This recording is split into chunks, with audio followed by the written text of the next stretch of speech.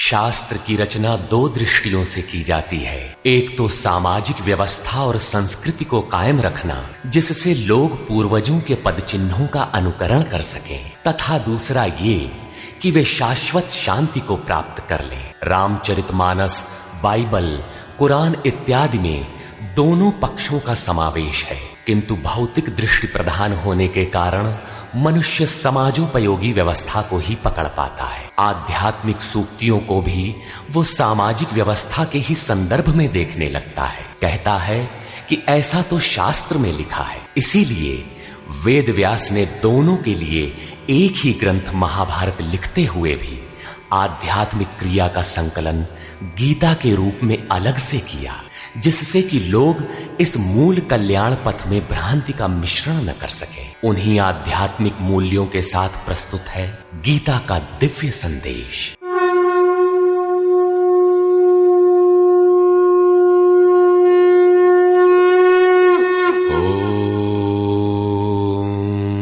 श्री परमात्मने नमः। यथार्थ गीता श्रीमद् भगवत गीता अथ तृतीयो अध्याय। अध्याय 2 में भगवान श्री कृष्ण ने बताया कि ये बुद्धि तेरे लिए ज्ञान मार्ग के विषय में कही गई। कौन सी बुद्धि? यही कि युद्ध कर, जीतोगे तो महामहिम की स्थिति प्राप्त कर लोगे और हारोगे तो देवत्व है। जीत में सर्वस्व है और हार में भी देवत्व है। कुछ मिलता ही है। अतः इस दृष्टि से लाभ और हानि दोनों में कुछ न कुछ मिलता है, किंचित भी क्षति नहीं है। फिर कहा, अब इसी को तू निष्काम कर्मयोग के विषय में सुन, जिस बुद्धि से युक्त होकर तू कर्मों के बंधन से अच्छी प्रकार छूट जाएगा। फिर उसकी विशेषताओं पर प्रकाश डाला। कर्म करते समय आवश्यक सावधानियों पर बल दिया कि फल की वासना वाला ना हो, कामनाओं से रहित होकर कर्म में प्रवृत्त हो और कर्म करने में तेरी अश्रद्धा भी ना हो, जिससे तू कर्म बंधन से मुक्त हो जाएगा। मुक्त तो होगा, किंतु रास्ते में अपनी स्थिति नहीं दिखाई पड़ी। अतः अर्जुन को निष्काम कर्म योग की अपेक्षा ज्ञान मार्ग सरल और प्राप्ति वाला प्रतीत हुआ। उसने प्रश्न किया, जनार्दन, निष्काम कर्म की अपेक्षा ज्ञान मार्ग आपकी दृष्टि में श्रेष्ठ है, तो मुझे भयंकर कर्मों में क्यों लगाते हैं? प्रश्न स्वाभाविक था।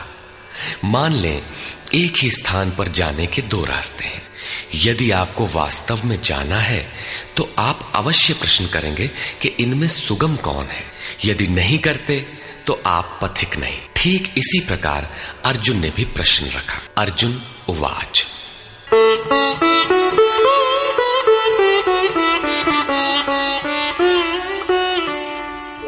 जायसी चेत कर्मणस्ते मता बुद्धिर्जनार्दन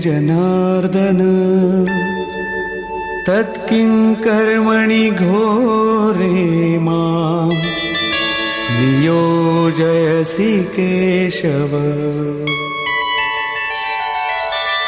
जनों पर दया करने वाले जनार्दन, यदि निष्काम कर्मयोग की अपेक्षा ज्ञान योग आपको श्रेष्ठ मान्य है, तो हे केशव, आप मुझे भयंकर कर्मयोग में क्यों लगाते हैं? निष्काम कर्मयोग में अर्जुन को भयंकरता दिखाई पड़ी, क्योंकि इसमें कर्म करने में ही तेरा अधिकार है, फल में कभी नहीं। कर्म करने में अश्रद्धा भी ना हो और निरंतर समर्पण के साथ योग पर दृष्टि रखते हुए कर्म में लगा रहे। जबकि ज्ञान मार्ग में हारोगे तो देवत्व है, जीतने पर महामहिम स्थिति है। अपनी लाभ हानि स्वयं देखते हुए आगे बढ़ना है। इस प्रकार अर्जुन को निष्काम कर्म योग की अपेक्षा ज्ञान योग सरल प्रतीत हुआ। इसलिए उसने निवेदन किया,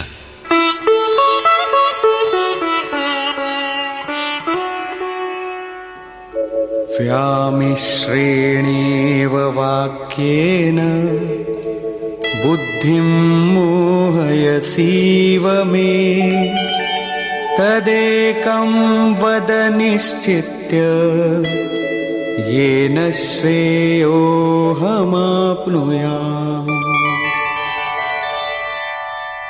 आप इन मिले हुए से वचनों से मेरी बुद्धि मोहित सी करते हैं।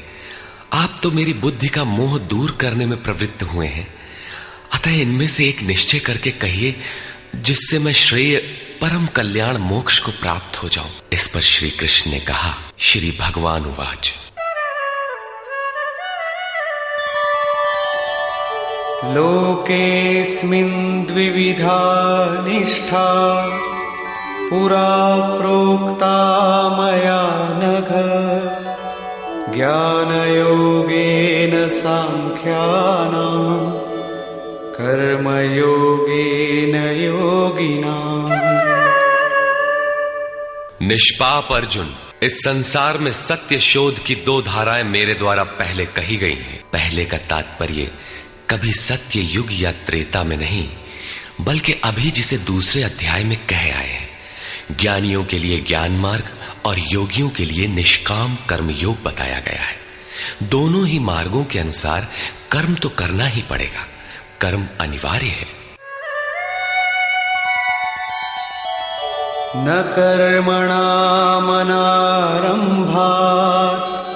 नैष्कर्म्यं पुरुषोऽश्नुते न च सन्न्यसनादेव सिद्धिं समधिगच्छति।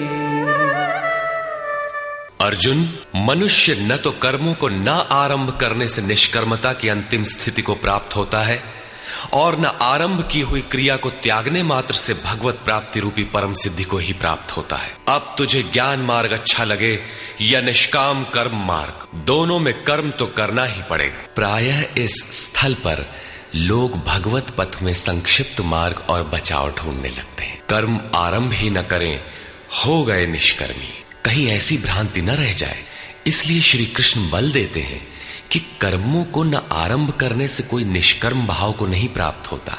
शुभाशुभ कर्मों का जहां अंत है, परम निष्कर्मता की उस स्थिति को कर्म करके ही पाया जा सकता है। इसी प्रकार बहुत से लोग कहते हैं, हम तो ज्ञान मार्गी हैं, ज्ञान मार्ग में कर्म है ही नहीं। ऐसा मानकर कर्मों को त्यागने वाले ज्ञानी नहीं होते। आरंभ की हुई क्रिया को त्यागने मात्र से कोई भगवत साक्षात्कार रूपी परम सिद्धि को प्राप्त नहीं होता है, क्योंकि नहि कश्चित् क्षणमपि जातु तिष्ठत्य कर्मकृत् कार्यते ह्यवशः कर्म सर्वः प्रकृतिजैर्गुणैः।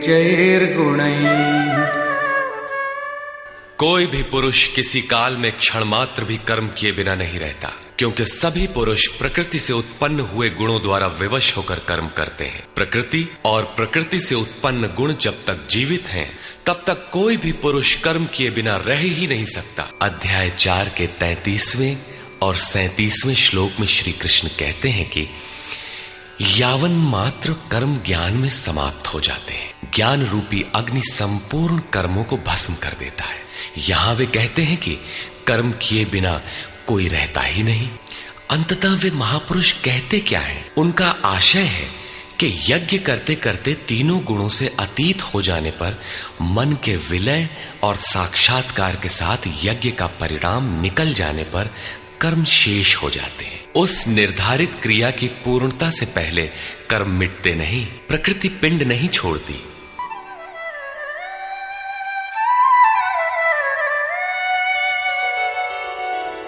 कर्मेन्द्रियाणि संयम्य य आस्ते मनसा स्मरन् इन्द्रियार्थान् विमूढात्मा मिथ्याचार स उच्यते।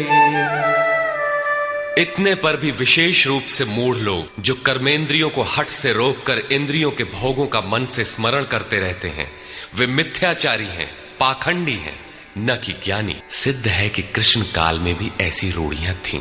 लोग करने योग्य क्रिया को छोड़कर इंद्रियों को हठ से रोककर बैठ जाते थे और कहने लगते थे कि मैं ज्ञानी हूं, पूर्ण हूं। किंतु श्री कृष्ण कहते हैं कि वे धूर्त हैं। ज्ञान मार्ग अच्छा लगे या निष्काम कर्म योग, दोनों ही मार्गों में कर्म तो करना ही पड़ेगा।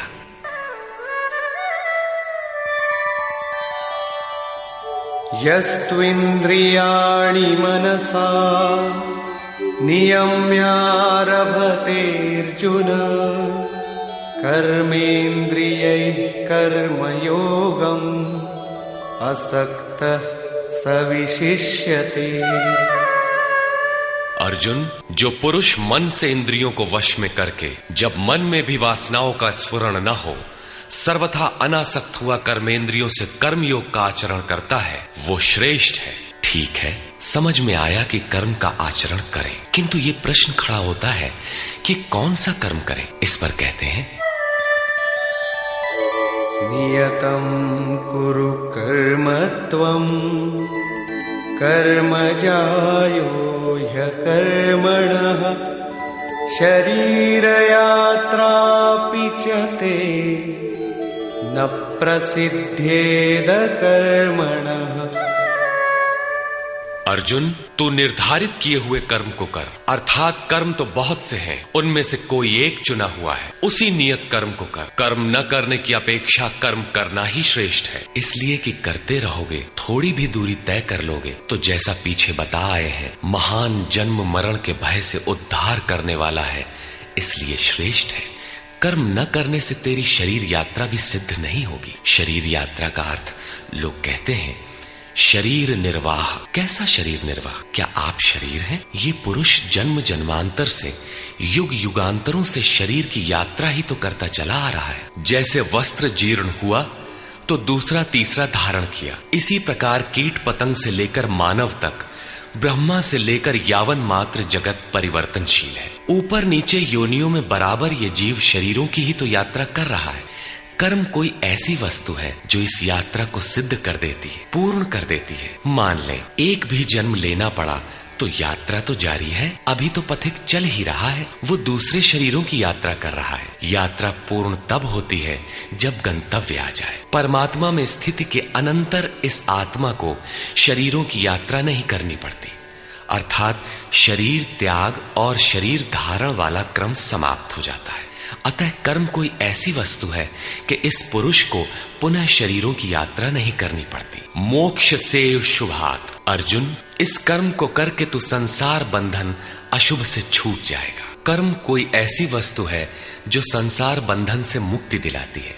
अब प्रश्न खड़ा होता है कि वो निर्धारित कर्म है क्या। इस पर कहते हैं, यज्ञार्थात् कर्मणोऽन्यत्र लोकोऽयं कर्म बन्धनः तदर्थं कर्म कौन्तेय मुक्तसंग समाचर।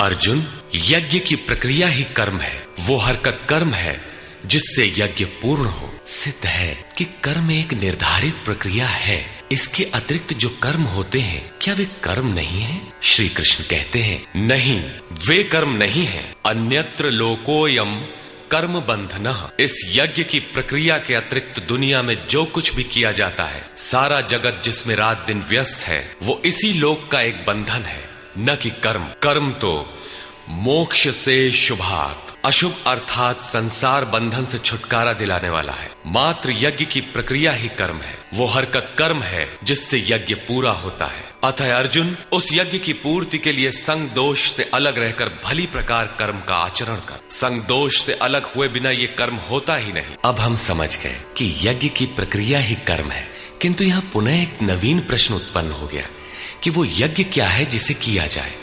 इसके लिए पहले यज्ञ को न बताकर श्री कृष्ण बताते हैं कि यज्ञ आया कहां से, ये देता क्या है। उसकी विशेषताओं पर प्रकाश डाला और चौथे अध्याय में जाकर स्पष्ट किया कि यज्ञ क्या है जिसे हम कार्य रूप दें और हमसे कर्म होने लगे।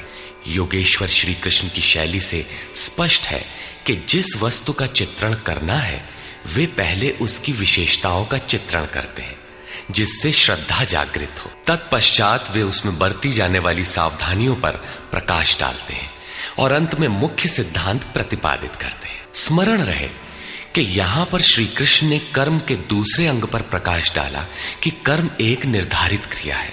जो कुछ किया जाता है वो कर्म नहीं है। अध्याय 2 में पहली बार कर्म का नाम लिया, उसकी विशेषताओं पर बल दिया, उसमें बरती जाने वाली सावधानियों पर प्रकाश डाला, लेकिन ये नहीं बताया कि कर्म क्या है। योगेश्वर श्री कृष्ण ने कहा, अर्जुन, तो निर्धारित किए हुए कर्म को कर। अब प्रश्न उठता है कि निर्धारित कर्म क्या है जिसे हम करें। तब बताया कि यज्ञ को कार्य रूप देना कर्म है। अब प्रश्न उठता है कि वो यज्ञ क्या है। यहां यज्ञ की उत्पत्ति विशेषता बताकर शांत हो जाएंगे और आगे अध्याय 4 में यज्ञ का निखरा हुआ रूप मिलेगा, जिसे करना कर्म है। कर्म की ये परिभाषा गीता को समझने की कुंजी है। यज्ञ के अतिरिक्त दुनिया में लोग कुछ न कुछ करते ही रहते हैं। कोई खेती करता है तो कोई व्यापार, कोई पदासीन है तो कोई सेवक, कोई अपने को बुद्धिजीवी कहता है तो कोई श्रमजीवी, कोई समाज सेवा को कर्म मानता है तो कोई देश सेवा को। और इन्हीं कर्मों में लोग सकाम और निष्काम कर्म की भूमिका भी बनाए पड़े हैं। किंतु श्री कृष्ण कहते हैं ये कर्म नहीं है। अन्यत्र लोकोयम कर्म बंधनः। यज्ञ की प्रक्रिया के सिवाय जो कुछ भी किया जाता है वो इसी लोक का बंधनकारी कर्म है, न कि मोक्षद कर्म। वस्तुतः यज्ञ की प्रक्रिया ही कर्म है। अब यज्ञ न बताकर पहले ये बताते हैं कि यज्ञ आया कहां से।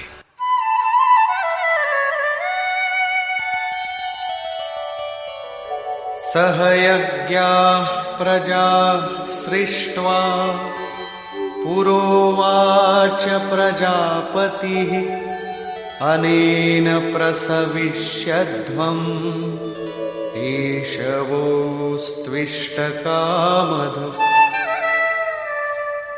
प्रजापति ब्रह्मा ने कल्प के आदि में यज्ञ सहित प्रजा को रचकर कहा कि इस यज्ञ द्वारा वृद्धि को प्राप्त हो। ये यज्ञ तुम लोगों को इष्ट कामधुक, जिसमें अनिष्ट ना हो, विनाश रहित इष्ट संबंधी कामना की पूर्ति करने वाला हो। यज्ञ सहित प्रजा को किसने रचा? प्रजापति ब्रह्मा ने। ब्रह्मा कौन? क्या 4 मुख और 8 आंखों वाला देवता जैसा कि प्रचलित है? नहीं।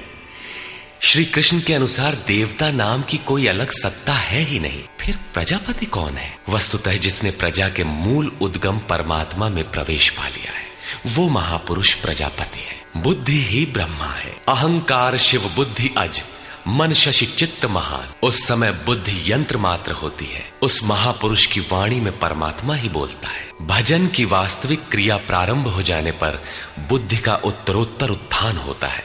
प्रारंभ में वो बुद्धि ब्रह्म विद्या से संयुक्त होने के कारण ब्रह्मविद कही जाती है। क्रमशः विकारों का शमन होने पर, ब्रह्म विद्या में श्रेष्ठ होने पर यह ब्रह्म विद्वर कही जाती है। उत्थान और सूक्ष्म हो जाने पर बुद्धि की अवस्था विकसित हो जाती है। वो ब्रह्म विद्वरीयान कहलाती है। उस अवस्था में ब्रह्म विद्वेत्ता पुरुष दूसरों को भी उत्थान मार्ग पर लाने का अधिकार प्राप्त कर लेता है। बुद्धि की पराकाष्ठा है ब्रह्म विद्वरिष्ठ, अर्थात ब्रह्मविद की वो अवस्था जिसमें इष्ट प्रवाहित है। ऐसी स्थिति वाले महापुरुष प्रजा के मूल उद्गम परमात्मा में प्रविष्ट और स्थित रहते हैं। ऐसे महापुरुषों की बुद्धि मात्र यंत्र है। वे ही प्रजापति कहलाते हैं। वे प्रकृति के द्वंद्व का विश्लेषण कर आराधना क्रिया की रचना करते हैं। यज्ञ के अनुरूप संस्कारों का देना ही प्रजा की रचना है। इससे पूर्व समाज अचेत अव्यवस्थित रहता है। सृष्टि अनादि है, संस्कार पहले से ही है, किंतु अस्त व्यस्त विकृत है। यज्ञ के अनुरूप उन्हें ढालना ही रचना या सजाना है। ऐसे महापुरुष ने कल्प के आदि में यज्ञ सहित प्रजा की रचना की। कल्प निरोग बनाता है। वैद्य कल्प देते हैं, कोई काया कल्प करता है। ये क्षणिक शरीरों का कल्प है। वास्तविक कल्प तो तब है जब भवरोग से मुक्ति मिल जाए। आराधना का प्रारंभ इस कल्प की शुरुआत है। आराधना पूर्ण हुई तो आपका कल्प पूरा हो गया। इस प्रकार परमात्म स्वरूपस्थ महापुरुषों ने भजन के प्रारंभ में यज्ञ सहित संस्कारों को सुसंगठित कर कहा कि इस यज्ञ से तुम वृद्धि को प्राप्त हो। कैसी वृद्धि? क्या मकान कच्चे से पक्का बन जाएगा? आय अधिक होने लगेगी? नहीं। यज्ञ इष्ट कामधुक, इष्ट संबंधी कामना की पूर्ति करेगा। इष्ट है परमात्मा, उस परमात्मा संबंधी कामना की पूर्ति वाला है। प्रश्न स्वाभाविक है कि यज्ञ सीधे उस परमात्मा की प्राप्ति करा देगा अथवा क्रम क्रम से चलकर।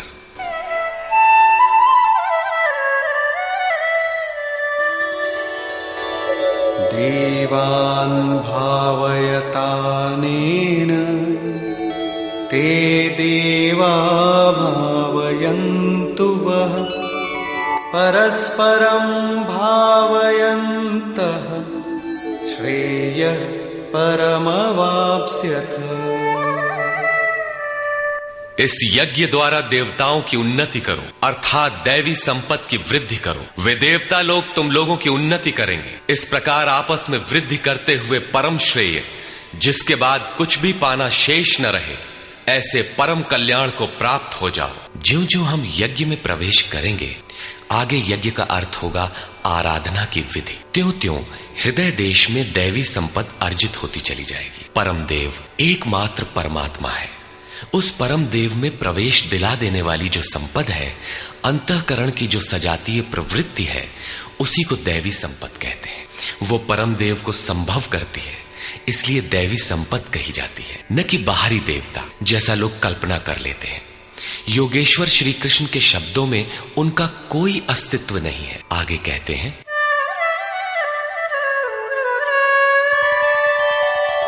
इष्टान् भोगान् हि वो देवा दास्यन्ते यज्ञभाविताः तैर्दत्तान् प्रदायैभ्यो यो भुङ्क्तेस्तेन एव सः।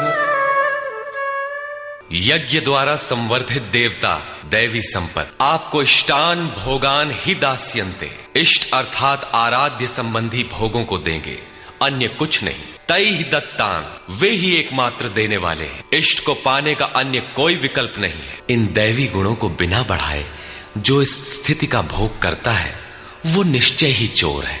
जब उनसे पाया ही नहीं तो भोगेगा क्या? किंतु कहता अवश्य है कि हम तो तत्वदर्शी हैं। वो निश्चय ही चोर है, न कि प्राप्ति वाला। किंतु पाने वाले क्या पाते हैं? यज्ञशिष्टाशिनः सन्तो मुच्यन्ते सर्वकिल्बिषैः भुञ्जते ते त्वघं पापा ये पचन्त्यात्मकारणात्।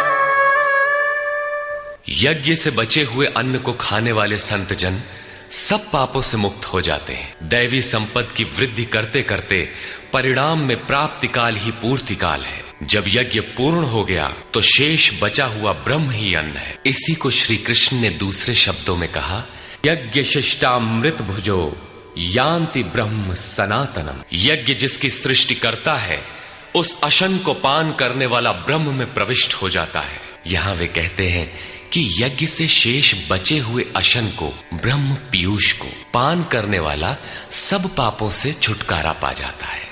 संत जन तो छूट जाते हैं, किंतु पापी लोग मोह के माध्यम से उत्पन्न शरीरों के लिए पचते हैं। वे पाप खाते हैं। उन्होंने भजन भी किया, आराधना को समझा, अग्रसर भी हुए, किंतु बदले में एक मीठी सी चाह पैदा हो गई कि आत्म कारणात्, शरीर के लिए और शरीर के संबंधों को लेकर कुछ मिले। उसे मिल तो जाएगा, किंतु उतने भोग के पश्चात वो अपने को वहीं खड़ा पाएगा जहां से चलना प्रारंभ किया था। इससे बड़ी क्षति क्या होगी?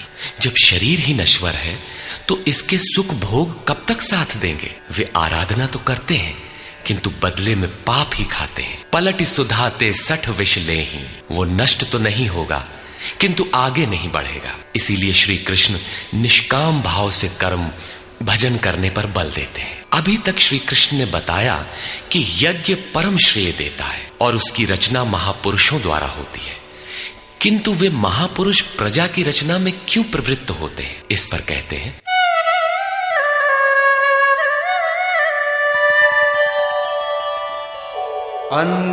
अन्नाद्भवन्ति भूतानि पर्जन्यादन्न संभवः यज्ञाद्भवति पर्जन्यो यज्ञः कर्म समुद्भवः।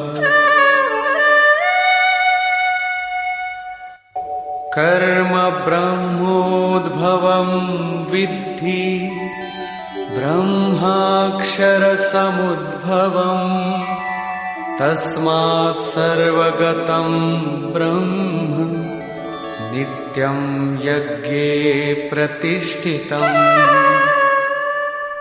संपूर्ण प्राणी अन्न से उत्पन्न होते हैं। अन्नम ब्रह्म व्यजानात्, अन्न परमात्मा ही है। उस ब्रह्म पीयूष को ही उद्देश्य बनाकर प्राणी यज्ञ की ओर अग्रसर होता है। अन्न की उत्पत्ति वृष्टि से होती है, बादलों से होने वाली वर्षा नहीं अपितु कृपा वृष्टि। पूर्व संचित यज्ञ कर्म ही कृपा के रूप में बरस पड़ता है। आज की आराधना कल कृपा के रूप में मिलेगी, इसीलिए वृष्टि यज्ञ से होती है। स्वाहा बोलने और तिल जौ जलाने से ही वृष्टि होती तो विश्व की अधिकांश मरुभूमि ऊसर क्यों रहती, उर्वर बन जाती। यहां कृपा वृष्टि यज्ञ की देन है। ये यज्ञ कर्मों से ही उत्पन्न होने वाला है। कर्म से यज्ञ पूर्ण होता है। उस कर्म को वेद से उत्पन्न हुआ जान। वेद ब्रह्म स्थित महापुरुष की वाणी है। जो तत्व विदित नहीं है उसकी प्रत्यक्ष अनुभूति का नाम वेद है, न कि कुछ श्लोक संग्रह। वेद अविनाशी परमात्मा से उत्पन्न हुआ जान। कहा तो महात्माओं ने, किंतु वे परमात्मा के साथ तद्रूप हो चुके हैं। उनके माध्यम से अविनाशी परमात्मा ही बोलता है, इसलिए वेद अपौरुषेय कहे जाते हैं। महापुरुष वेद कहां से पा गए? तो वेद अविनाशी परमात्मा से उत्पन्न हुआ। वे महापुरुष उससे तद्रूप हैं। वे मात्र यंत्र हैं, इसलिए उनके द्वारा वही बोलता है। क्योंकि यज्ञ के द्वारा ही मन के निरोध काल में वो विदित होता है। इससे सर्वव्यापी परम अक्षर परमात्मा सर्वदा यज्ञ में ही प्रतिष्ठित है। यज्ञ ही उसे पाने का एकमात्र उपाय है। इसी पर बल देते हैं।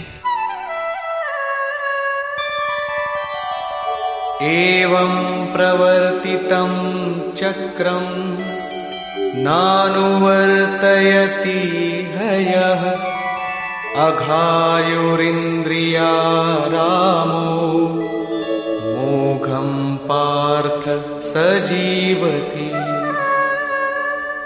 हे पार्थ, जो पुरुष इसी लोक में मनुष्य शरीर प्राप्त कर इस प्रकार चलाए हुए साधन चक्र के अनुसार नहीं बरतता, अर्थात दैवी संपद का उत्कर्ष, देवताओं की वृद्धि और परस्पर वृद्धि के द्वारा अक्षय धाम को प्राप्त करना, इस क्रम के अनुसार जो नहीं बरतता, इंद्रियों का आराम चाहने वाला वो पापायु पुरुष व्यर्थ ही जीता है। बंधुओं, योगेश्वर श्री कृष्ण ने अध्याय 2 में कर्म का नाम लिया और इस अध्याय में बताया कि नियत कर्म का आचरण कर। यज्ञ की प्रक्रिया ही कर्म है। इसके सिवाय जो कुछ किया जाता है वो इसी लोक का बंधन है। इसीलिए संग दोष से अलग रहकर उस यज्ञ की पूर्ति के लिए कर्म का आचरण कर। उन्होंने यज्ञ की विशेषताओं पर प्रकाश डाला और बताया कि यज्ञ की उत्पत्ति ब्रह्मा से है। प्रजा अन्न को उद्देश्य बनाकर उस यज्ञ में प्रवृत्त होती है। यज्ञ कर्म से और कर्म अपौरुषेय वेद से उत्पन्न होते हैं, जबकि वेद मंत्रों के दृष्टा महापुरुष ही थे। उनका पुरुष तिरोहित हो चुका था। प्राप्ति के साथ अविनाशी परमात्मा ही शेष बचा था। इसलिए वेद परमात्मा से उत्पन्न है। सर्वव्यापी परमात्मा यज्ञ में सर्वदा प्रतिष्ठित है। इस साधन चक्र के अनुसार जो नहीं बरतता वो पापायु पुरुष इंद्रियों का सुख चाहने वाला है, व्यर्थ ही जीता है। अर्थात यज्ञ ऐसी विधि विशेष है जिसमें इंद्रियों का आराम नहीं है अपितु अक्षय सुख है। इंद्रियों के संयम के साथ इसमें लगने का विधान है। इंद्रियों का आराम चाहने वाले पापायु हैं। अभी तक श्री कृष्ण ने नहीं बताया है कि यज्ञ है क्या, परंतु क्या यज्ञ करते ही रहेंगे या इसका कभी अंत भी होगा? इस पर योगेश्वर कहते हैं, यस्त्वात्मरतिरेव स्यात् आत्मतृप्तश्च मानवः आत्मन्येव च सन्तुष्टः तस्य कार्यं न विद्यते।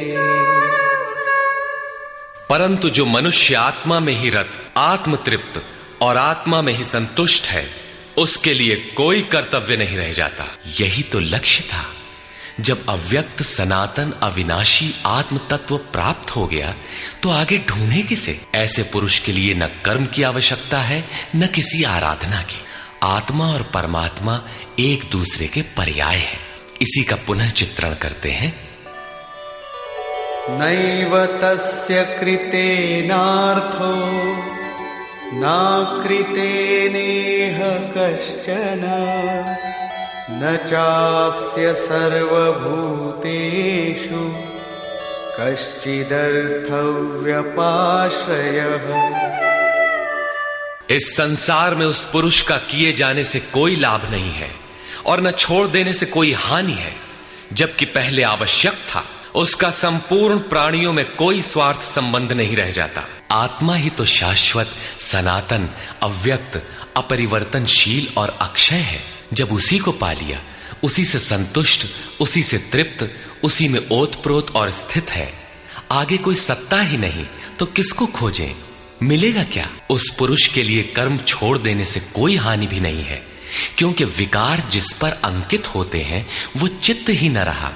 उसका संपूर्ण भूतों में, बाह्य जगत और आंतरिक संकल्पों की परत में लेश मात्र भी अर्थ नहीं रहता। सबसे बड़ा अर्थ तो था परमात्मा। जब वही उपलब्ध है तो दूसरों से उसका क्या प्रयोजन होगा? तस्मादसक्तः सततं कार्यं कर्म समाचर, असक्तो ह्याचरन् कर्म परमाप्नोति पुरुषः। इस स्थिति को प्राप्त करने के लिए तू अनासक्त हुआ। निरंतर कार्यम कर्म, जो करने योग्य कर्म है, उस कर्म को अच्छी प्रकार कर, क्योंकि अनासक्त पुरुष कर्म के आचरण से परमात्मा को प्राप्त होता है। नियत कर्म, कार्यम कर्म एक ही है। कर्म की प्रेरणा देते हुए वे कहते हैं,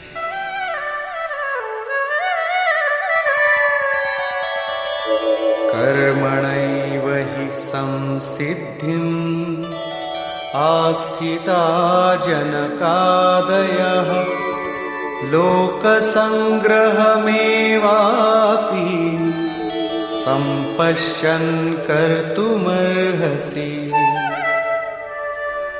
जनक माने राजा जनक नहीं, जनक जन्मदाता को कहते हैं। योग ही जनक है, आपके स्वरूप को जन्म देता है, प्रकट करता है। योग से संयुक्त प्रत्येक महापुरुष जनक हैं। ऐसे योग संयुक्त बहुत से ऋषियों, जनकादयः, जनक इत्यादि ज्ञानी जन महापुरुष भी कर्मणा एव संसिद्धिम, कर्मों के द्वारा ही परम सिद्धि को प्राप्त हुए। परम सिद्धि माने परम तत्व परमात्मा की प्राप्ति।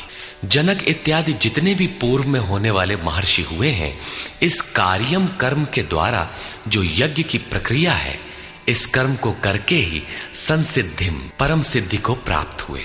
किंतु प्राप्ति के पश्चात वे भी लोक संग्रह को देखकर कर्म करते हैं, लोकहित को चाहते हुए कर्म करते हैं। अतः तू भी प्राप्ति के पश्चात लोक नायक बनने के लिए कार्य करने के ही योग्य है। क्यों? यद्यदाचरति श्रेष्ठः तत्तदेवेतरो जनः, स यत्प्रमाणं कुरुते लोकस्तदनुवर्तते। श्रेष्ठ पुरुष जो जो आचरण करता है, अन्य पुरुष भी उसके अनुसार ही करते हैं। वो महापुरुष जो कुछ प्रमाण कर देता है, संसार उसका अनुसरण करता है। पहले श्री कृष्ण ने स्वरूप में स्थित आत्म तृप्त महापुरुष की रहनी पर प्रकाश डाला कि उसके लिए कर्म किए जाने से न कोई लाभ और न छोड़ने से कोई हानि। फिर भी जनकादि कर्म में भली प्रकार बरतते थे। वहां उन महापुरुषों से श्री कृष्ण धीरे से अपनी तुलना कर देते हैं कि मैं भी एक महापुरुष हूं। न मे पार्थास्ति कर्तव्यम् त्रिषु लोकेषु किंचन, नानवाप्तमवाप्तव्यम् वर्त एव च कर्मणि। हे पार्थ, मुझे तीनों लोकों में कोई कर्तव्य नहीं है। पीछे कह आए हैं कि उस महापुरुष का समस्त भूतों में कोई कर्तव्य नहीं है। यहां कहते हैं तीनों लोकों में मुझे कुछ भी कर्तव्य शेष नहीं है, तथा किंचन मात्र प्राप्त होने योग्य वस्तु अप्राप्त नहीं है। तब भी मैं कर्म में भली प्रकार बरतता हूं। क्यों? यदि हम न वर्तेयम् जातु कर्मण्यतन्द्रितः, मम वर्त्मानुवर्तन्ते मनुष्याः पार्थ सर्वशः। क्योंकि यदि मैं सावधान होकर कदाचित कर्म में न बरतूं तो मनुष्य मेरे बर्ताव के अनुसार बरतने लग जाएंगे। तो क्या आपका अनुकरण भी बुरा है? श्री कृष्ण कहते हैं हां। उत्सीदेयुरिमे लोका न कुर्यां कर्म चेदहम् शंकरस्य च कर्तास्याम् उपहन्यामि माः प्रजा। यदि मैं सावधान होकर कर्म न करूं तो ये सब लोग भ्रष्ट हो जाएं और मैं संकरस्य वर्ण संकर का करने वाला हूं तथा इन सारी प्रजा का हनन करने वाला, मारने वाला बनूं। स्वरूप में स्थित महापुरुष सतर्क रहकर यदि आराधना क्रम में न लगे रहें तो समाज उनकी नकल करके भ्रष्ट हो जाएगा। महापुरुष ने तो आराधना पूर्ण करके परम नैष्कर्म्य की स्थिति को पाया है। वे न करें तो उनके लिए कोई हानि नहीं है, किंतु समाज ने तो अभी आराधना आरंभ ही नहीं की। पीछे वालों के मार्गदर्शन के लिए ही महापुरुष कर्म करते हैं। मैं भी करता हूं। अर्थात श्री कृष्ण एक महापुरुष थे, न कि बैकुंठ से आए हुए कोई विशेष भगवान। उन्होंने कहा कि महापुरुष लोक संग्रह के लिए कर्म करता है, मैं भी करता हूं। यदि न करूं तो लोगों का पतन हो जाए, सभी कर्म छोड़ बैठेंगे। मन बड़ा चंचल है, ये सब कुछ चाहता है, केवल भजन नहीं चाहता। यदि स्वरूपस्थ महापुरुष कर्म न करें तो देखा देखी पीछे वाले भी तुरंत कर्म छोड़ देंगे। उन्हें बहाना मिल जाए कि ये भजन नहीं करते, पान खाते हैं, इत्र लगाते हैं, सामान्य बातें करते हैं, फिर भी महापुरुष कहलाते हैं। ऐसा सोचकर वे भी आराधना से हट जाते हैं, पतित हो जाते हैं। श्री कृष्ण कहते हैं कि यदि मैं कर्म न करूं तो सब भ्रष्ट हो जाए और मैं वर्ण संकर का कर्ता बनूं। स्त्रियों के दूषित होने से वर्ण संकर तो देखा सुना जाता है। अर्जुन भी इसी के भय से विकल था कि स्त्रियां दूषित होंगी तो वर्ण संकर पैदा होंगे। किंतु श्री कृष्ण कहते हैं यदि मैं सावधान होकर आराधना में लगा न रहूं तो वर्ण संकर का कर्ता हूं। वस्तुतः आत्मा का शुद्ध वर्ण है परमात्मा। अपने शाश्वत स्वरूप के पथ से भटक जाना वर्ण संकरता है। यदि स्वरूपस्थ महापुरुष क्रिया में नहीं बरतता तो लोग उनके अनुकरण में क्रिया रहित हो जाएंगे, आत्म पथ से भटक जाएंगे, वर्ण संकर हो जाएंगे, वे प्रकृति में खो जाएंगे। स्त्रियों का सतीत्व एवं नस्ल की शुद्धता एक सामाजिक व्यवस्था है, अधिकारों का प्रश्न है, समाज के लिए उसकी उपयोगिता भी है। किंतु माता पिता की भूलों का संतान की साधना पर कोई प्रभाव नहीं पड़ता। आपन करनी पार उतरनी। हनुमान, व्यास, वशिष्ठ, नारद, शुकदेव, कबीर, ईसा इत्यादि अच्छे महापुरुष हुए, जबकि सामाजिक कुलीनता से इनका संपर्क नहीं है। आत्मा अपने पूर्व जन्म के गुण धर्म लेकर आता है। श्री कृष्ण कहते हैं मनः षष्ठानीन्द्रियाणि प्रकृतिस्थानी कर्षति। मन सहित इंद्रियों से जो कार्य इस जन्म में होता है उनके संस्कार लेकर जीवात्मा पुराने शरीर को त्याग कर नवीन शरीर में प्रवेश कर जाता है। इसमें जन्मदाताओं का क्या लगा, उनके विकास में कोई अंतर नहीं आया। अतः स्त्रियों के दूषित होने से वर्ण संकर नहीं होता।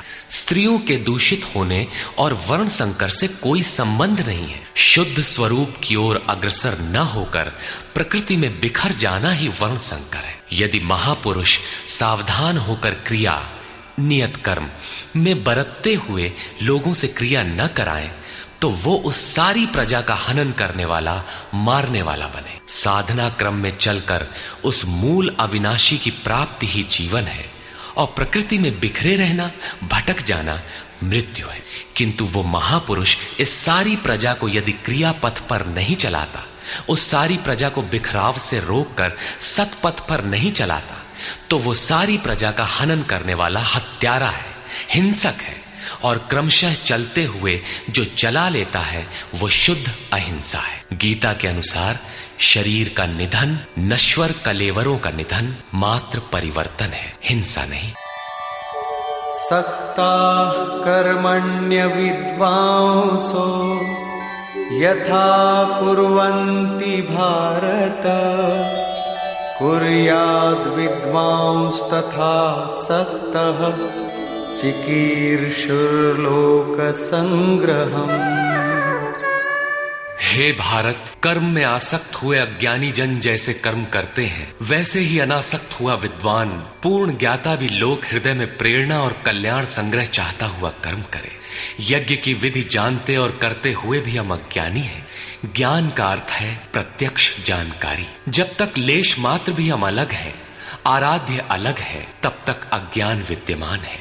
जब तक अज्ञान है, तब तक कर्म में आसक्ति रहती है। अज्ञानी जितनी आसक्ति से आराधना करता है, उसी प्रकार अनासक्त जिसे कर्मों से प्रयोजन नहीं है, तो आसक्ति क्यों होगी। ऐसा पूर्ण ज्ञाता महापुरुष भी लोकहित के लिए कर्म करे, दैवी संपद का उत्कर्ष करे, जिससे समाज उस पर चल सके।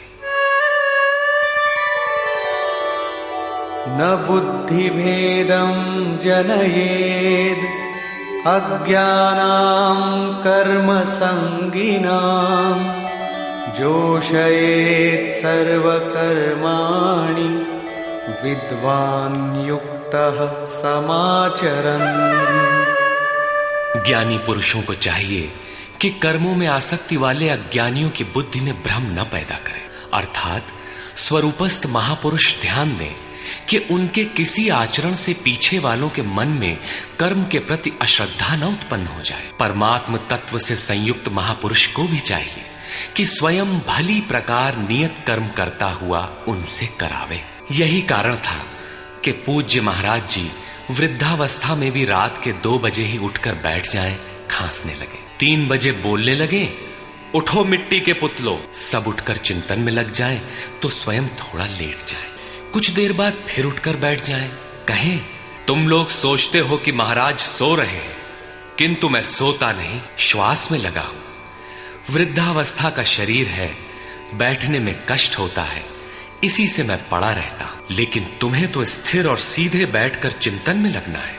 जब तक तैल धारा के सदृश श्वास की डोरी न लग जाए, क्रम न टूटे, अन्य संकल्प बीच में व्यवधान उत्पन्न न कर सके, तब तक सतत लगे रहना साधक का धर्म है। मेरी श्वास तो बांस की तरह स्थिर खड़ी है। यही कारण है कि अनुयायियों से कराने के लिए वो महापुरुष भली प्रकार कर्म में बरतता है। जिस गुण को सिखावे उसे करके दिखावे। इस प्रकार स्वरूपस्थ महापुरुष को भी चाहिए कि स्वयं कर्म करता हुआ साधकों को भी आराधना में लगाए रहे। साधक भी श्रद्धा पूर्वक आराधना में लगे, किंतु चाहे ज्ञान योगी हो अथवा समर्पण भाव वाला निष्काम कर्म योगी हो, साधक में साधना का अहंकार नहीं आना चाहिए। कर्म किसके द्वारा होते हैं, उसके होने में कौन कारण है, इस पर श्री कृष्ण प्रकाश डालते हैं।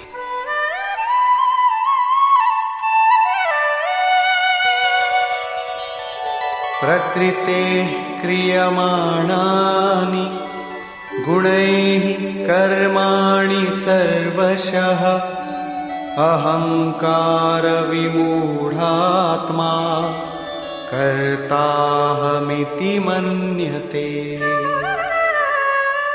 आरंभ से पूर्ति पर्यंत संपूर्ण कर्म प्रकृति के गुणों द्वारा किए जाते हैं। फिर भी अहंकार से विशेष मूढ़ पुरुष मैं करता हूं ऐसा मान लेता है। ये कैसे माना जाए कि आराधना प्रकृति के गुणों द्वारा होती है? ऐसा किसने देखा? इस पर कहते हैं, तत्ववित्तु महाबाहो गुणकर्म विभागयोः गुणा गुणेषु वर्तन्ते इति मत्वा न सज्जते।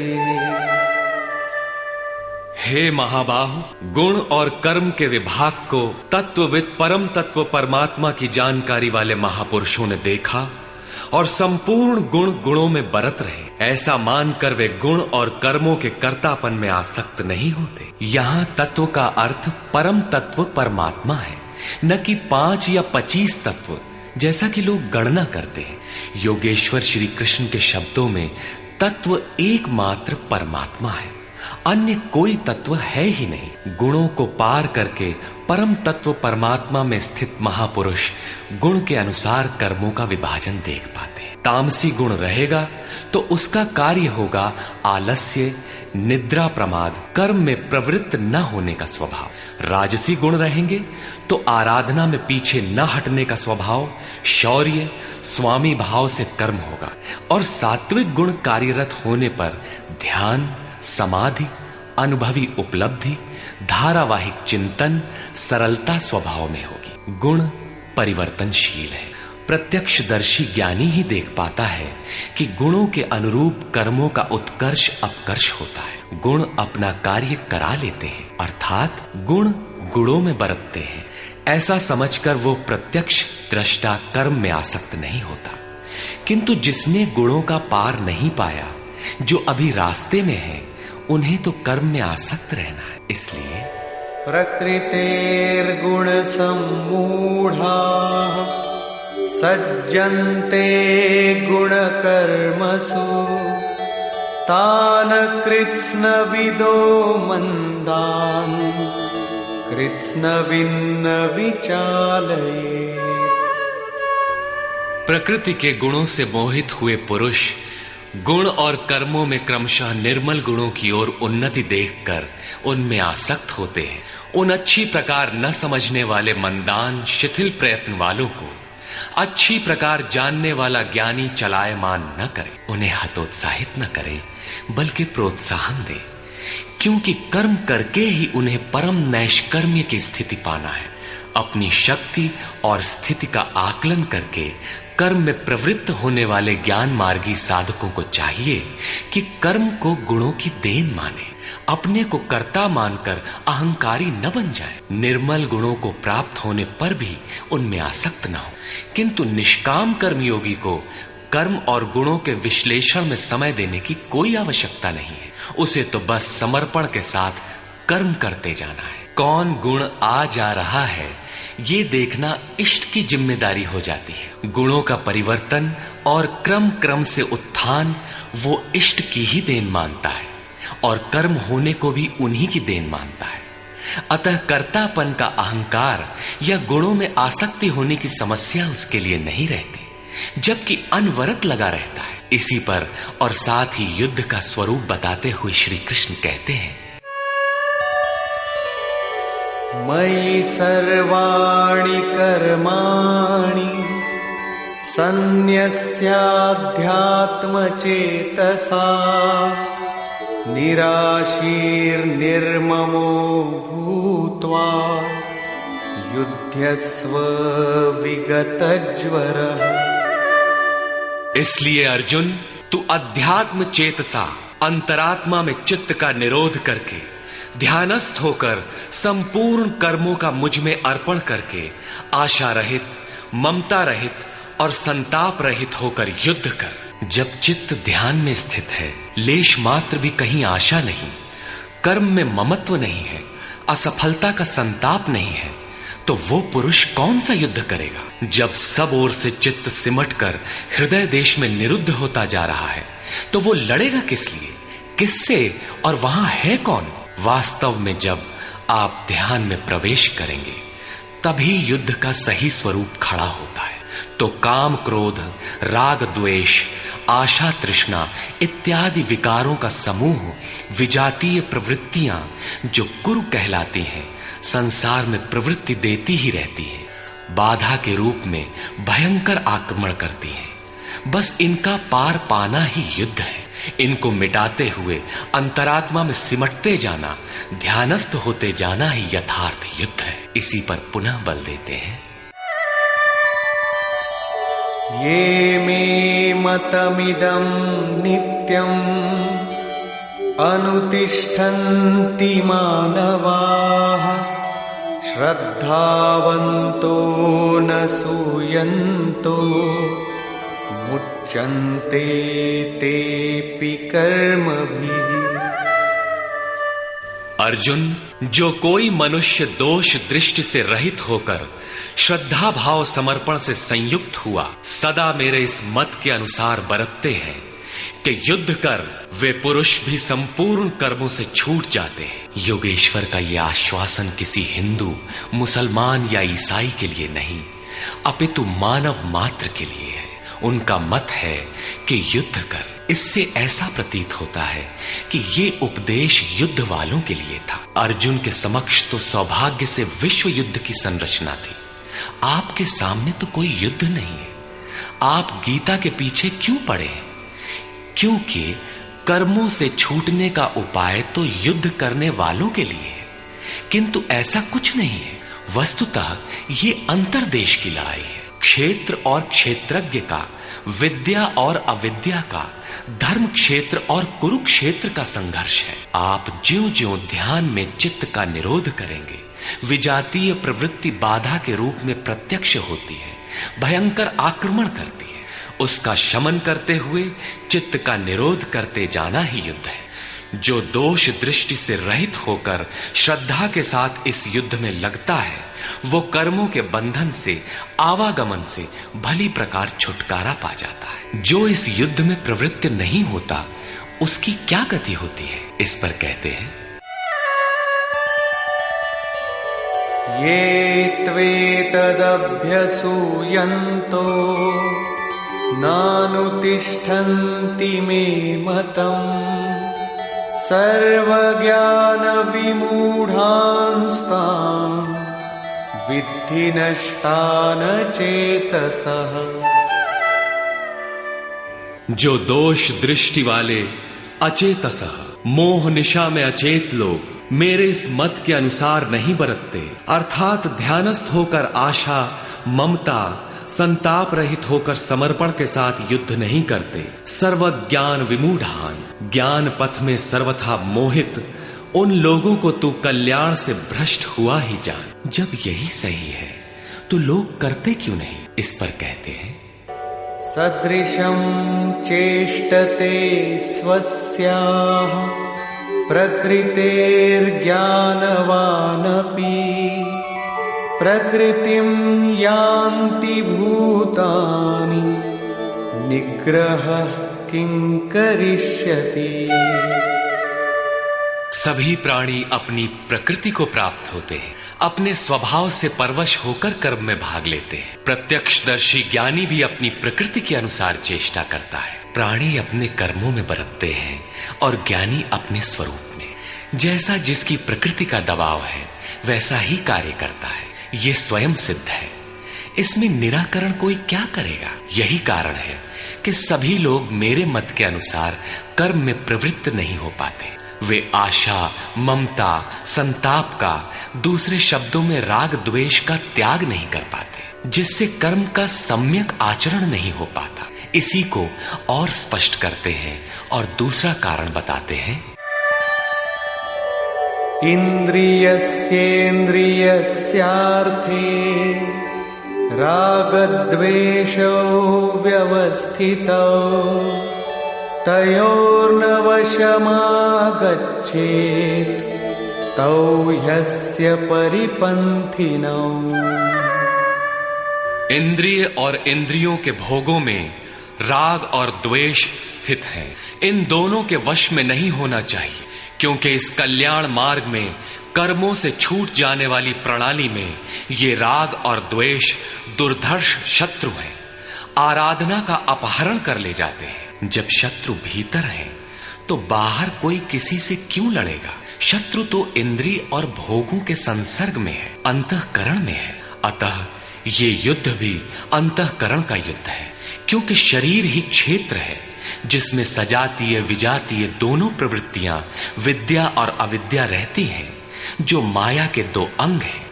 इन्हीं प्रवृत्तियों का पार पाना, सजातीय प्रवृत्ति को साध कर विजातीय का अंत करना युद्ध है। विजातीय समाप्त होने पर सजातीय का उपयोग समाप्त हो जाता है। स्वरूप का स्पर्श करके सजातीय का भी उसके अंतराल में विलय हो जाना, इस प्रकार प्रकृति का पार पाना युद्ध है, जो ध्यान में ही संभव है। राग द्वेष के शमन में समय लगता है, इसलिए बहुत से साधक क्रिया को छोड़कर सहसा महापुरुष की नकल करने लग जाते हैं। श्री कृष्ण इससे सावधान करते हैं।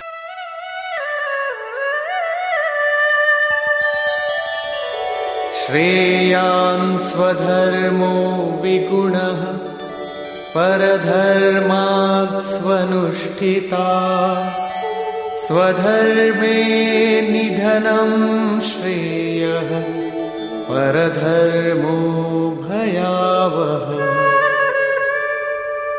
अच्छी प्रकार आचरण किए हुए दूसरे के धर्म से गुण रहित भी अपना धर्म अधिक उत्तम है। स्वभाव से उत्पन्न कर्म में प्रवृत्त होने की क्षमता स्वधर्म है, अतः स्वधर्माचरण में मरना भी परम कल्याणकारक है। अपनी क्षमता के अनुसार कर्म में प्रवृत्त होने से साधक एक न एक दिन पार पा जाता है। जहां से साधन छूटेगा, शरीर मिलने पर वहीं से पुनः प्रारंभ होगा। आत्मा तो मरता नहीं। शरीर अर्थात वस्त्र बदलने से आपके बुद्धि विचार बदल तो नहीं जाते। आगे वालों की तरह स्वांग बनाने से साधक भय को प्राप्त होगा। भय प्रकृति में होता है, परमात्मा में नहीं। प्रकृति का आवरण और घना हो उठेगा। स्वधर्म क्या है? अध्याय 2 में श्री कृष्ण ने स्वधर्म का नाम लिया था कि स्वधर्म को भी देखकर तू युद्ध करने योग्य है। क्षत्रिय के लिए इससे बढ़कर कल्याणकारी मार्ग नहीं है। स्वधर्म में अर्जुन क्षत्रिय पाया जाता है। संकेत किया कि अर्जुन, जो ब्राह्मण है, वेदों का उपदेश उनके लिए क्षुद्र जलाशय के तुल्य है। तू वेदों से ऊपर उठ और ब्राह्मण बन, अर्थात स्वधर्म में परिवर्तन संभव है। वहां पुनः कहा कि राग द्वेष के वश में न हो, इन्हें काट, स्वधर्म श्रेयस्कर है। इनका ये आशय नहीं है कि अर्जुन किसी ब्राह्मण की नकल करके उस जैसी वेशभूषा बना ले। एक ही कर्म पथ को महापुरुष ने 4 श्रेणियों में बांट दिया: निकृष्ट, मध्यम, उत्तम, अति उत्तम। इन श्रेणी के साधकों को क्रमशः शूद्र, वैश्य, क्षत्रिय और ब्राह्मण की संज्ञा दी। शूद्र वाली क्षमता से कर्म का आरंभ होता है और साधना क्रम में वही साधक ब्राह्मण बन सकता है। इससे भी आगे जब वो परमात्मा में प्रवेश पा जाता है तो न ब्राह्मणो न क्षत्रियः न वैश्यो न शूद्रः चिदानंद रूपः शिवः केवलोहम्। वो वर्णों से ऊपर हो जाता है। यही श्री कृष्ण भी कहते हैं कि चातुर्वर्ण्यम मया सृष्टम। 4 वर्णों की रचना मैंने की। तो क्या जन्म के आधार पर मनुष्यों को बांटा? नहीं। गुण कर्म विभागशः, गुणों के आधार पर कर्म बांटा गया। कौन सा कर्म? क्या सांसारिक कर्म? श्री कृष्ण कहते हैं नहीं, नियत कर्म। नियत कर्म क्या है? वो है यज्ञ की प्रक्रिया, जिसमें होता है श्वास में प्रश्वास का हवन, प्रश्वास का श्वास में हवन, इंद्रिय संयम इत्यादि, जिसका शुद्ध अर्थ है योग साधना, आराधना। इस आराधना कर्म को ही 4 श्रेणियों में बांटा गया। जैसी क्षमता वाला पुरुष हो, उसे उसी श्रेणी से प्रारंभ करना चाहिए। यही सबका अपना अपना स्वधर्म है। यदि वो आगे वालों की नकल करेगा तो भय को प्राप्त होगा। सर्वथा नष्ट तो नहीं होगा, क्योंकि इसमें बीज का नाश तो नहीं होता। हाँ, वो प्रकृति के दबाव से भयाक्रांत, दीनहीन अवश्य हो जाएगा। शिशु कक्षा का विद्यार्थी स्नातक कक्षा में बैठने लगे तो स्नातक क्या बनेगा? वो प्रारंभिक वर्णमाला से भी वंचित रह जाएगा। अर्जुन प्रश्न रखता है कि मनुष्य स्वधर्म का आचरण क्यों नहीं कर पाता? अर्जुन उवाच अथ केन प्रयुक्तोऽयं पापं चरति पूरुषः अनिच्छन्नपि वार्ष्णेय बलादिव नियोजितः। हे कृष्ण, फिर ये पुरुष बरबस घसीट कर लगाए हुए के सदृश न चाहता हुआ भी किसकी प्रेरणा से पाप का आचरण करता है? आपके मत के अनुसार क्यों नहीं चल पाता? इस पर योगेश्वर श्री कृष्ण कहते हैं, श्री भगवान उवाच काम एष क्रोध एष रजो गुण समुद्भवः महाशनो महापाप्मा विद्येनमिह वैरिणम्। अर्जुन, रजोगुण से उत्पन्न ये काम और ये क्रोध अग्नि के समान भोग भोगने से कभी न तृप्त होने वाले बड़े पापी हैं। काम क्रोध राग द्वेष के ही पूरक हैं। अभी मैंने जिसकी चर्चा की थी, इस विषय में तू इनको ही शत्रु जान। अब इनका प्रभाव बताते हैं।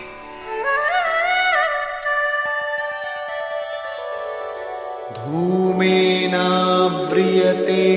वह्निः यथादर्शो मलेन च यथोल्बेनावृतो गर्भः तथा तेनेदमावृतम्। जैसे धुएं से अग्नि और मल से दर्पण ढक जाता है, जैसे जेर से गर्भ ढका हुआ है, ठीक वैसे ही काम क्रोधादि विकारों से यह ज्ञान ढका हुआ है। भीगी लकड़ी जलाने पर धुआं ही धुआं होता है, अग्नि रहकर भी लपट का रूप नहीं ले पाता। मल से ढके दर्पण पर जिस प्रकार प्रतिबिंब स्पष्ट नहीं होता, झिल्ली के कारण जिस प्रकार गर्भ ढका रहता है, वैसे ही इन विकारों के रहते परमात्मा का प्रत्यक्ष ज्ञान नहीं होता। आवृतं ज्ञानमेतेन ज्ञानिनो नित्यवैरिणा कामरूपेण कौन्तेय दुष्पूरेणानलेन च। कौन्तेय, अग्नि के समान भोगों से न तृप्त होने वाले ज्ञानियों के निरंतर बैरी इस काम से ज्ञान ढका हुआ है।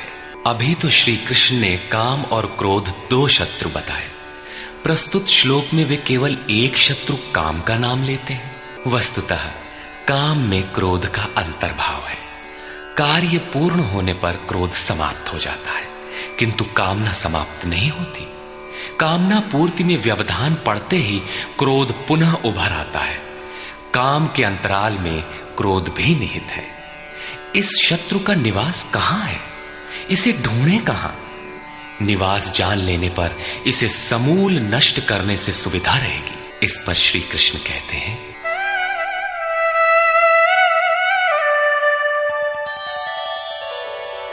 इंद्रियाणि मनो बुद्धि अस्याधिष्ठानमुच्यते एतैर्विमोहयत्येष ज्ञानमावृत्य देहिनम्।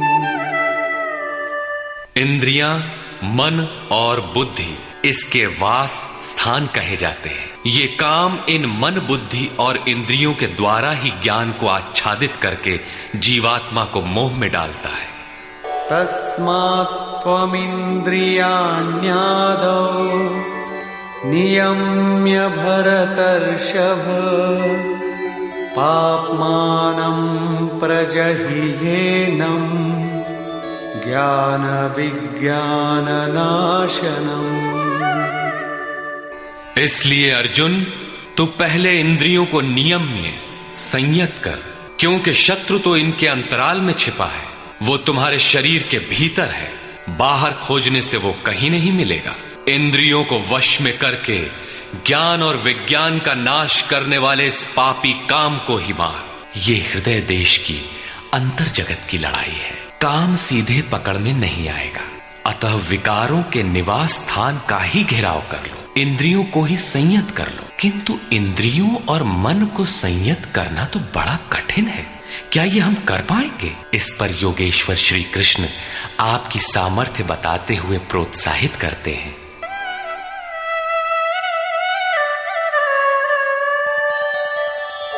इंद्रियाणि पराण्याहुः इंद्रियेभ्यः परं मनः मनसस्तु परा बुद्धिः यो बुद्धेः परतस्तु सः। अर्जुन, इस शरीर से तू इंद्रियों को परे अर्थात सूक्ष्म और बलवान जान। इंद्रियों से परे मन है, ये उनसे भी बलवान है। मन से परे बुद्धि है, और जो बुद्धि से भी अत्यंत परे है वो तुम्हारा आत्मा है, वही हो तुम। इसलिए इंद्रियों, मन और बुद्धि का निरोध करने में तुम सक्षम हो। एवं बुद्धेः परं बुद्ध्वा संस्तभ्यात्मानमात्मना जहि शत्रुं महाबाहो कामरूपं दुरासदम्। इस प्रकार बुद्धि से परे अर्थात सूक्ष्म और बलवान अपने आत्मा को जानकर, आत्म बल को समझकर, बुद्धि के द्वारा अपने मन को वश में करके अर्जुन इस काम रूपी दुर्जय शत्रु को मार। काम एक दुर्जय शत्रु है। इंद्रियों के द्वारा ये आत्मा को मोहित करता है, तो अपनी शक्ति समझकर, आत्मा को बलवान समझकर काम रूपी शत्रु को मारना है।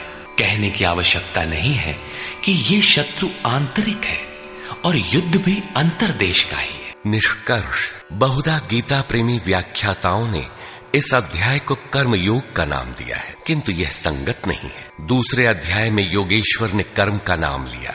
उन्होंने कर्म के महत्व का प्रतिपादन कर उसमें कर्म जिज्ञासा जागृत की, और इस अध्याय में उन्होंने कर्म को परिभाषित किया कि यज्ञ की प्रक्रिया ही कर्म है। सिद्ध है कि यज्ञ कोई निर्धारित दिशा है। इसके अतिरिक्त जो कुछ भी किया जाता है वह इसी लोक का बंधन है। श्री कृष्ण जिसे कहेंगे वह कर्म मोक्ष्यसे अशुभा, संसार बंधन से छुटकारा दिलाने वाला कर्म है। श्री कृष्ण ने यज्ञ की उत्पत्ति बताई, वह देता क्या है, उसकी विशेषताओं का चित्रण किया, यज्ञ करने पर बल दिया। उन्होंने कहा इस यज्ञ की प्रक्रिया ही कर्म है। जो नहीं करते वे पापायु, आराम चाहने वाले व्यर्थ जीते हैं। पूर्व में होने वाले महर्षियों ने भी इसे करके ही परम नैष्कर्म्य सिद्धि को पाया। वे आत्मतृप्त हैं, उनके लिए कर्म की आवश्यकता नहीं है। फिर भी पीछे वालों के मार्गदर्शन के लिए वे भी कर्म में भली प्रकार लगे रहते थे। उन महापुरुषों से श्री कृष्ण ने अपनी तुलना की कि मेरा भी अब कर्म करने से कोई प्रयोजन नहीं है, किंतु मैं भी पीछे वालों के हित के लिए ही कर्म में बरतता हूं। श्री कृष्ण ने स्पष्ट अपना परिचय दिया कि वे एक योगी थे। उन्होंने कर्म में प्रवृत्त साधकों को चलायमान न करने को कहा, क्योंकि कर्म करके ही उन साधकों को स्थिति प्राप्त करनी है। यदि नहीं करेंगे तो नष्ट हो जाएंगे। इस कर्म के लिए ध्यानस्थ होकर युद्ध करना है। आंखें बंद हैं, इंद्रियों से सिमटकर चित्त का निरोध हो चला तो युद्ध कैसा। उस समय काम, क्रोध, राग, द्वेष बाधक होते हैं। इन विजातीय प्रवृत्तियों का पार पाना ही युद्ध है। आसुरी संपद कुरुक्षेत्र विजातीय प्रवृत्ति को शनह शनह छांटते हुए ध्यानस्थ होते जाना ही युद्ध है। वस्तुतः ध्यान में ही युद्ध है। यही इस अध्याय का सारांश है, जिसमें न कर्म बताया न यज्ञ। यदि यज्ञ समझ में आ जाए तो कर्म समझ में आए। अभी तो कर्म समझाया ही नहीं गया। इस अध्याय में केवल स्थित प्रज्ञ महापुरुष के प्रशिक्षणात्मक पहलू पर बल दिया गया। यह तो गुरुजनों के लिए निर्देश है। वे न भी करें तो उन्हें कोई क्षति नहीं, और न ऐसा करने में उनका अपना कोई लाभ ही है। किंतु जिन साधकों को परम गति अभीष्ट है उनके लिए विशेष कुछ कहा ही नहीं। तो यह कर्मयोग कैसे है? कर्म का स्वरूप भी स्पष्ट नहीं है जिसे किया जाए, क्योंकि यज्ञ की प्रक्रिया ही कर्म है। अभी तक उन्होंने इतना ही बताया, यज्ञ तो बताया नहीं।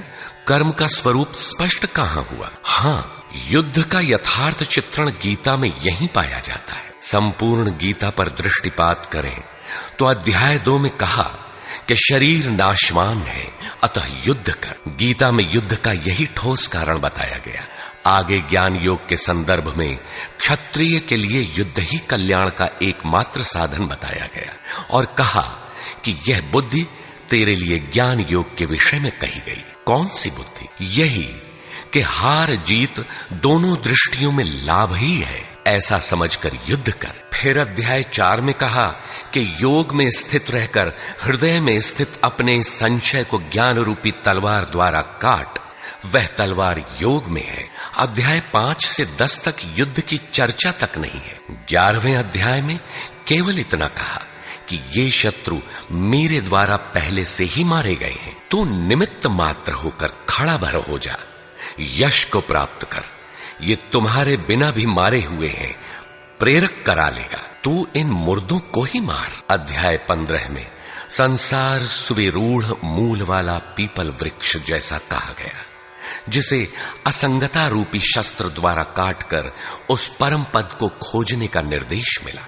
आगे के अध्यायों में युद्ध का उल्लेख नहीं है। हाँ, अध्याय 16 में असुरों का चित्रण अवश्य है जो नरकगामी है। अध्याय 3 में ही युद्ध का विशद चित्रण है। श्लोक 30 से श्लोक 43 तक युद्ध का स्वरूप, उसकी अनिवार्यता, युद्ध न करने वालों का विनाश, युद्ध में मारे जाने वाले शत्रुओं के नाम, उन्हें मारने के लिए अपनी शक्ति का आह्वान और निश्चय ही उन्हें काट कर फेंकने पर बल दिया।